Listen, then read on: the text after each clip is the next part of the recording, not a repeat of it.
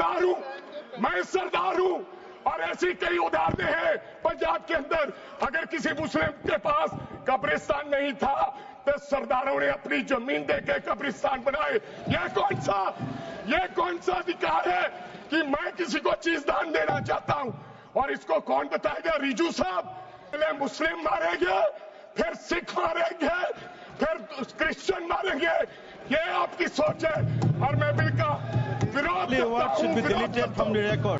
अपनी लात के नीचे से दबाना चाहते हो, इनकी छाती पर चढ़ना चाहते हो, जानबूझ के मुसलमान को मारना चाहते हो, जानबूझ के इस देश में मिनॉरिटीज को खत्म करना चाहते हो। इसको एक्सपांस कर देना, जानबूझ के मारना चाहते हैं मुसलमान को, फिर और लोगों पे होगा। सर, आपने मेरे को बोलने का अवसर दिया।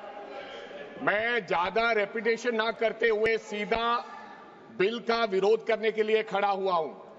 मैंने आज देश के गृह मंत्री का अच्छे तरीके से भाषण सुना और उन्होंने बार बार एक ही बार को 2-3 बातों को ज्यादा जोर दिया। एक तो उन्होंने कहा कि विरोधी दल भ्रम फैला रहे हैं, मुसलमानों के बीच डर फैला रहे हैं।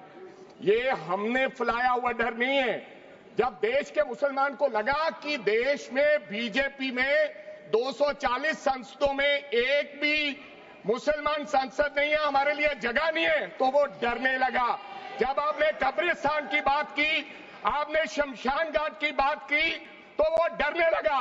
जब गोधरा हुआ, जब मुजफ्फरनगर हुआ, जब दिल्ली हुआ, जब हरियाणा मेवात में दंगे हुए, तो देश का मुसलमान डरने लगा।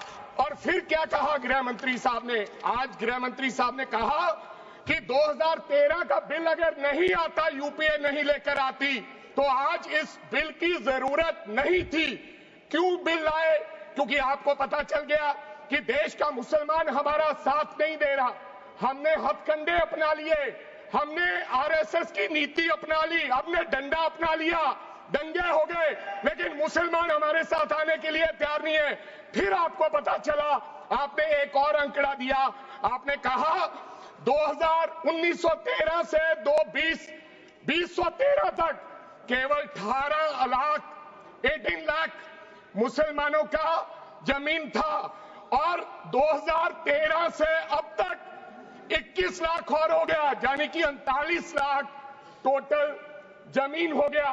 तो आपको किसी ने समझाया मुसलमान को अगर आपके बस में करना है, ये आरएसएस की नीति नहीं अपनाएगा जितनी देर आप इनकी सांस प्रणाली बंद नहीं करोगे, अगर वक्फ बोर्ड नहीं छीनोगे, अगर जमीनें नहीं छीनोगे, तब तक मुसलमान आपके सामने झुकने वाला नहीं है। जैसा आपने पंजाब में करने की कोशिश की, किसान झुका नहीं, पंजाब के लोग नहीं झुके, सिख नहीं झुके, तो आपने एमएसपी का झगड़ा आज तक डाला हुआ है कि किसान की सांस प्रणाली बंद कर दो तो पंजाब अपने आप झुक जाएगा। आर्थिक जब झुक जाएगा तो हमारी ईन मान लेगा और हमारे साथ आ जाएगा। आदरणीय सर, आपने बार बार कहा, आज गृह मंत्री साहब ने कहा गवर्नमेंट प्रॉपर्टी पर किसी का अधिकार नहीं है, पंचायत की जमीन कोई दान नहीं दे सकता है।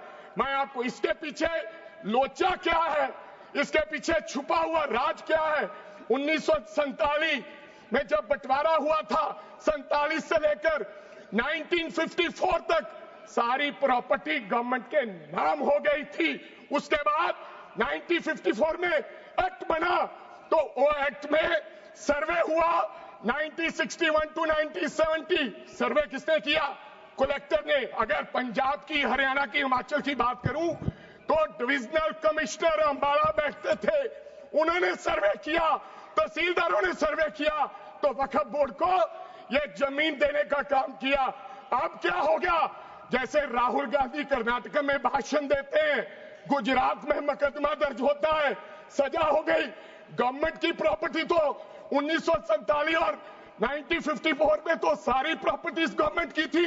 अब एक बंदा खड़ा होगा तो वो कहेगा कि यहां पर ये गवर्नमेंट की प्रॉपर्टी है, डिस्प्यूट होगा, तो आप वक्फ बाय यूजर का अधिकार खत्म कर दोगे कि ये तो जमीन गवर्नमेंट की थी, आप उसकी जमीन छीन लोगे। फिर आपने कहा लिमिटेशन एक्ट की बात कर रहे हैं आप, और किसी धार्मिक स्थानों पर तो लिमिटेशन एक्ट लागू नहीं होता, इनके ऊपर क्यों? आप जानबूझकर इनको अपनी लात के नीचे से दबाना चाहते हो, इनकी छाती पर चढ़ना चाहते हो, जानबूझ के मुसलमान को मारना चाहते हो, जानबूझ के इस देश में मिनॉरिटीज को खत्म करना चाहते हो। इसको एक्सपांड कर देना, जानबूझ के मारना चाहते हैं मुसलमान को, हो गया, it should be expand, deleted deleted from the record. और लास्ट आपने कहा प्रैक्टिसिंग मुस्लिम, एक आपने और कंडीशन लगा दी लास्ट कि 5 साल प्रैक्टिस मुस्लिम होना चाहिए, वो दान दे सकता है।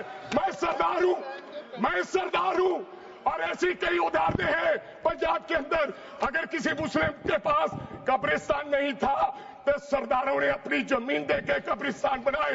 ये कौन सा अधिकार है कि मैं किसी को चीज दान देना चाहता हूं? और इसको कौन बताएगा? रिजू साहब ये बताएंगे कि ये प्रैक्टिसिंग मुस्लिम है या नहीं है? ये सरासर अन्याय है। कल को श्रोमणी गुरुद्वारा प्रबंधक कमेटी 1925 का सिखों का जो एक्ट है, आप उसमें भी संशोधन करेंगे। आपको लगता है पहले मुस्लिम मारेंगे, फिर सिख मारेंगे, फिर क्रिश्चियन मारेंगे? ये आपकी सोच है और मैं बिल का विरोध करता हूं। These all words should be deleted from the record. Honorable Member Smita Uday Wagji. Smita